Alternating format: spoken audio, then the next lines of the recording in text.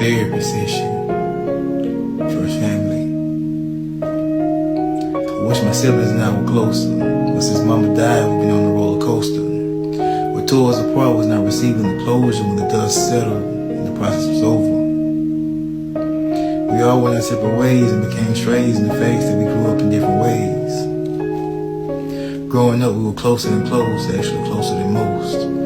See, all we had was each other, and the way I had a father and my brother, and the mother and my big sister, when our mama with her work became distant. My best friend and my younger sister, I don't get it. I like to think about the times before we became strangers and I unequivocally miss it.